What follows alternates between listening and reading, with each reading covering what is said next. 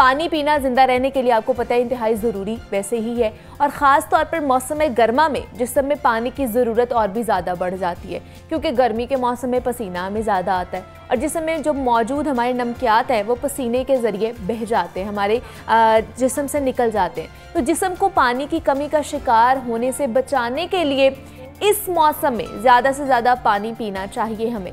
लेकिन पानी के ख़ास मिकदार को लेने के बाद हमारा पेट भर जाता है, पेट में जगह ही नहीं रहती है, जबकि प्यास ख़त्म नहीं होती है।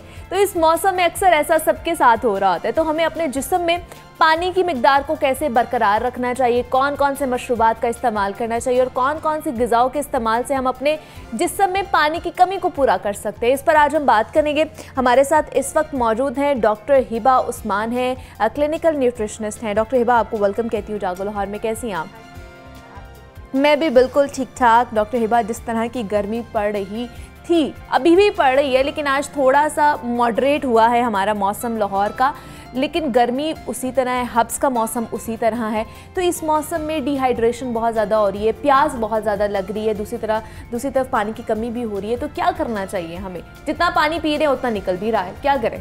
देखिए, पानी सिर्फ यानी कि जिस एंगल से हम जिस थ्रू के पानी लेते हैं वो पानी नहीं सिर्फ हमें लेना चाहिए, हमें साथ में अपने फूड्स और अपने खाने की अशिया में ऐसी अशिया लेनी चाहिए जिसमें वाटर कंटेंट ज़्यादा है। ठीक है। अब हम एक साथ इतना पानी तो नहीं पी सकते, आपको भी पता है पानी हम 2 से 3 लीटर से ज़्यादा पानी नहीं पी सकते।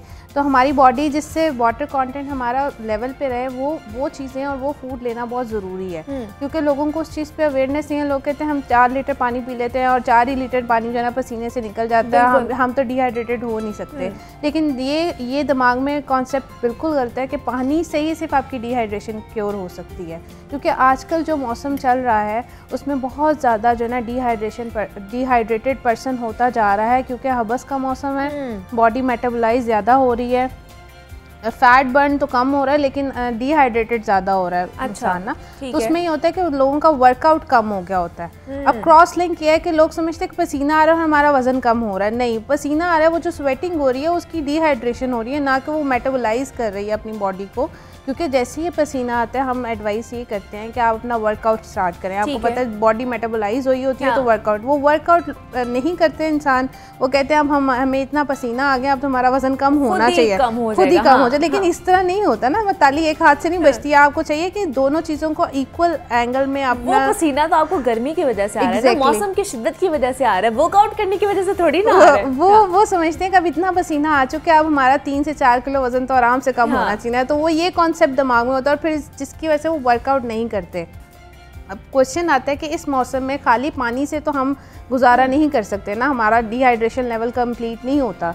तो हम एडवाइस ये करते हैं कि आपको अपनी डाइट में ऐसी चीज़ें रखनी चाहिए जिसमें वाटर कंटेंट ज़्यादा हो। ठीक है। अब मिसाल के तौर पे अगर पेशेंट कहता है कि मैं 2 से 3 ग्लास या लीटर पानी, यानी कि हमारा जो हम एडवाइस करते हैं मेल को वो तकरीबन 4 लीटर पानी होता है, फीमेल को 3 हाँ जी, मतलब फीमेल को 3 to 4 के साथ लाइन में फ्लक्चुएट होते हैं ये दोनों चीज़ें। अब आती है फीमेल, क्योंकि फीमेल का वर्कआउट बनिस्बत उनके ज़्यादा होता है, वो कहती है हम घर में काम वगैरह करती हैं। लेकिन अगर कंपेयर करें तो मेल का ज़्यादा होता है, क्योंकि उसने बाहर रहना होता है, क्योंकि बाहर रहने की वजह से उसका वर्कआउट, ज़ाहिर बात है मजदूरी करते हैं, काम पे जाते हैं, उनका डिहाइड्रेशन लेवल थोड़ा लो होता है, तो उनको अपना वाटर कंटेंट पूरा रखना बहुत ज़रूरी है। ठीक है। अब क्वेश्चन आता है कि किस तरह रखा जाए, क्या कौन सी चीज़ें खाई जाएं, पानी के अलावा क्या क्या किया जाए? अब सबसे ज़्यादा जो वाटर कंटेंट पाया जाता है, अगर आपको पता हो, एक फ्रूट है टोमेटो, जिसको टमाटर कहते हैं, टमाटो, उसमें 96% वाटर कंटेंट है। अगर वो आप डेली लाइफ में अगर इन मौसम में ऐड कर लें अपनी डाइट में।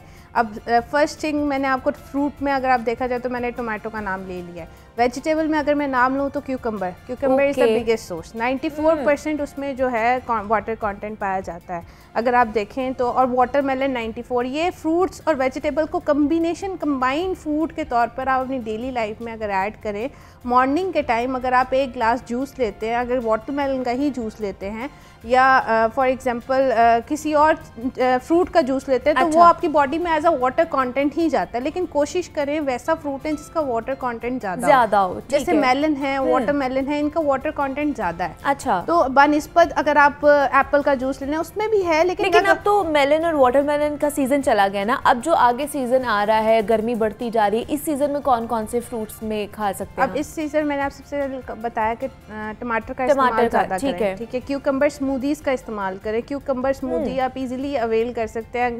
क्यूकम्बर पील करें, उसको जिंजर मिंट और जैसे हम लेमनेड बनाते हैं वैसे ही क्यूकम्बर की स्मूदी का इस्तेमाल करें। अब लोग नहीं बना पाते तो हम कहते हैं आप खाली 2 क्यूकम्बर ही अपनी लाइफ में ऐड कर लें, ठीक है। मॉर्निंग में जाते हुए मेरी एडवाइस ये है कि आप सत्तू का इस्तेमाल करें। अच्छा, आजकल मतलब शुगर डायबिटीज़ के मरीज़ उसमें शक्कर ना डालें, और डायबिटीज़ के मरीज़ नहीं हैं तो आप सत्तू का इस्तेमाल करें। मतलब शक्कर डाल के थोड़ी सी आप 1 गिलास सत्तू, 1 गिलास ऑफ सत्तू आपको एक पूरा मील देता है, क्योंकि जौ है आपको एनर्जी देता है और आपके मैदे को भी एक्टिव रखता है। सबसे बड़ी बात कि वो आपको डिहाइड्रेटेड नहीं होने देता।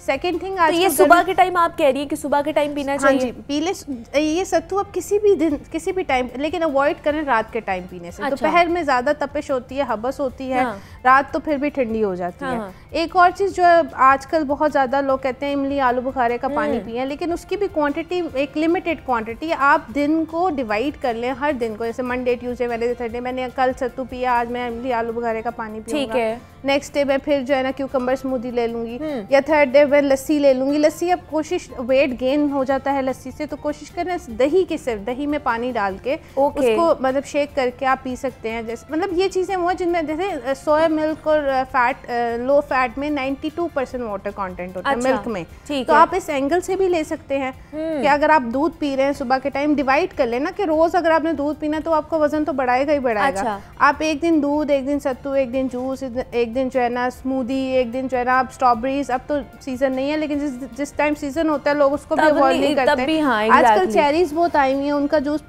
पीच में भी वाटर कंटेंट बहुत ज़्यादा होता है। पीच का जूस अब ये होता है कि बॉयल करके उसको मैश करके और उसका एक अच्छा, पीच के जूस बनाने के भी अलग अलग तरीके हैं। कोई उसके अंदर जो है सोडे का इस्तेमाल कर लेता है, बॉटल डाल देता है, कुछ पानी के साथ भी उसको बनाते हैं, सबके अलग अलग तरीके हैं। सोडा तो आपको भी पता होगा, सोडा तो हम नहीं डालना एडवाइस करते हैं, क्योंकि वो जाहिर सी बात है फ्रूट की न्यूट्रिएंट ही खत्म कर देता है। वाटर के साथ फ्रूट हमेशा ब्लेंड करें, उसका कोई इशू नहीं है, लेकिन मिल्क के साथ फ्रूट को ब्लेंड ना करें। जैसे मिल्क शेक्स वगैरह बनाते हैं उसमें ये एडवाइस बहुत से लोगों को नहीं पता, तो कहते हैं हम मिल्क शेक बनाते हैं दूध, फ्रूट्स डाल के और शक्कर चीनी डाल के उसको ब्लेंड करते हैं। आपको पता है जब फ्रूट के साथ मिल्क कंबाइन होता है और हीट एनर्जी, आपको पता है जब ब्लेंडर चलता है, आपने नोट किया होगा पहले ज़माने में ब्लेंडर नहीं थे। माँ क्या करती थी, ग्लास का दूध लेती थी, मैंगो को ऐसे नरम करती थी, ऊपर से पील करती थी, ऐसे निचोड़ के बच्चों को कहती थी पी ले। उनमें कितनी न्यूट्रिएंट उनको जाती थी और उनकी बॉडी लैंग्वेज आपको बताती थी। आप ये टेस्ट करके देखें, एक ब्लेंडर में बना हुआ मिल्क शेक और एक आम ऐसे ही जिस तरह मैंने कहा पानी के साथ ब्लेंड करें फ्रूट को और ऊपर से दूध डाल के स्टिर कर दें, आपको बहुत लाइट फील होगा दोनों में कंपैरिजन। अच्छा, और जो बहुत से पेशेंट ऐसे आते हैं, कहते हैं कि हम अपने बच्चे को बनाना मिल्क शेक दे दे के वो मोटा नहीं होते।